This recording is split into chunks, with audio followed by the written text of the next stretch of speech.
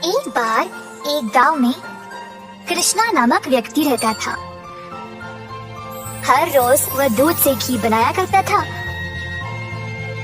और अपने गांव के बाजार में बेचता था। यही थी उसकी रोजी रोटी कमाने का जरिया। अपने शुद्ध और मजेदार घी के लिए कृष्णा बहुत मशहूर था। घी ले लो, शुद्ध देसी गाय का घी ले लो, घी ले लो, घी ले लो। एक दिन एक मिठाई वाला सुंदर ने कृष्णा को बुलाया और 1 किलो घी के लिए मांगा। कृष्णा गया उसके पास। कृष्णा भाई, मुझे 1 किलो घी चाहिए। कृष्णा घी को तोलने लगा। जब सुंदर ने देखा कि घी कितना शुद्ध था, तो वह अपने आप को रोक ही नहीं पाया। सुंदर ने और घी लेने का निर्णय लिया। रुको कृष्णा, मुझे तुम 1 नहीं 2 किलो घी दे देना। पता नहीं बाद में बचेगा या नहीं। तुम्हारा घी सबसे शुद्ध है और मुझे स्वादिष्ट मिठाई बनाने में मदद करता है। ओ बढ़िया जी, धन्यवाद सुंदर साहब। ये लो आपके 2 किलो घी। सुंदर ने खुशी से घी लिया और फिर दोनों अपने अपने रास्ते चले गए। जैसे कृष्णा चलता गया, गांव के लोग उसको एक एक करके घी खरीदने बुला रहे थे। दोपहर तक सारी घी बिक चुकी थी, क्योंकि वो घी था ही इतना स्वादिष्ट। अपनी कमाई लेकर कृष्णा अपने भाई कुशल के पास दूध खरीदने गया, ताकि वह अगले दिन के लिए और घी बना सके।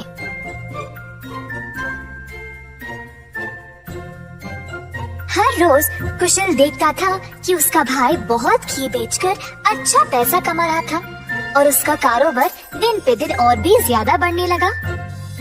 भाई, मुझे 5 लीटर दूध चाहिए घी बनाने के लिए। ओह, अभी तो मेरे पास नहीं है 5 लीटर। क्यों ना तुम शाम को आ जाओ, मैं तुम्हारे लिए बाजू में रखूंगा। कृष्णा के निकलने के बाद कुशल की पत्नी उसके लिए पानी लेके आई। देखा कमला, कृष्णा की तो किस्मत ही बदल रही है। दोपहर में ही इसने सारी घी बेच डाली और दूध के लिए वापस आया था। आप तो सारा दूध इनको ही दे देते हो ना, क्यों ना इस बार आप दूध में थोड़ा सा पानी मिला के दो। इस तरह हम भी ज्यादा पैसा कमा सकते हैं। कुशल ने अपनी पत्नी की बात मान ली और शाम को जब वह गाय से दूध निकालने गया,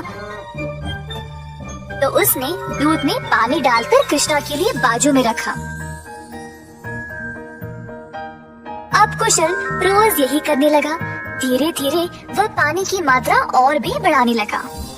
अब कृष्णा इस बात से अनजान समझ नहीं पाया कि उसकी घी की शुद्धता दिन पे दिन कम क्यों होती जा रही। इस वजह से उसके बहुत सारे ग्राहक भी कम होते गए। अब कृष्णा दूध की गुणवत्ता को जांचना चाहता था, तो उसने दही जमाया। जब दही जमा, तो उसने ऊपर इतना सारा पानी देखा। शायद गाय की सेहत ठीक नहीं है, इसीलिए अच्छा दूध नहीं दे रही होगी। मैं कुशल को ये बात बोलता हूँ। जब कृष्णा कुशल के घर गया, तो उसने अपने भाई और उसकी पत्नी को दूध में पानी मिलाते हुए देख लिया। अब उसको समझ आ गया कि उसकी घी की शुद्धता इतनी कम क्यों हो गई थी। ना जानते हुए कि वह क्या करे और बिना कुछ कहे कृष्णा वहाँ से निराश होकर चला गया। अब कृष्णा ने अपनी कमाई से 2 गाय खरीदे और खुद दूध निकालना शुरू किया। अब फिर से कृष्णा अच्छी वाली शुद्ध घी बनाने लगा। कृष्णा ने अपनी एक छोटी सी दुकान खोल ली, जहाँ पे वो शुद्ध देसी घी बेचने लगा। उसी समय सुंदर उसके पास आया और बोला, हाय कृष्णा, पिछले कुछ दिनों से घी कुछ ठीक नहीं है। मेरे मिठाइयों के लिए अच्छे ग्राहक थे, केवल आपकी शुद्ध घी की वजह से। उम्मीद है अब आप अच्छा घी बना रहे हो। मैं चाहता हूँ कि मेरे ग्राहक वापस आ जाए। आप ये 2 गाय देख रहे हो, ये मैंने ही लाए हैं। अब खुद दूध निकालने। अब से मैं ही दूध निकाल रहा हूँ, तो आज से घी भी सबसे बढ़िया मिलेगी। जैसे दिन बीते गए, अब कृष्णा से और लोग घी खरीदने लगे। कुछ ही दिनों में कृष्णा ने और गाय खरीदे। उसने कुछ नौकरों को अपनी दुकान पर काम पे भी लगाया, हाथ बटाने के लिए। अंततः कृष्णा काफी अमीर बन गया और ईमानदारी से अपना कारोबार चला रहा था। इसी दौरान कुशल, जिसने अपने ही भाई की प्रतिष्ठा को बर्बाद करने की कोशिश की, गांव में अपने मिलावटी दूध के लिए पकड़ा गया। अब कुशल दूध भी नहीं बेच पाया और जल्द नुकसान में पड़ गया।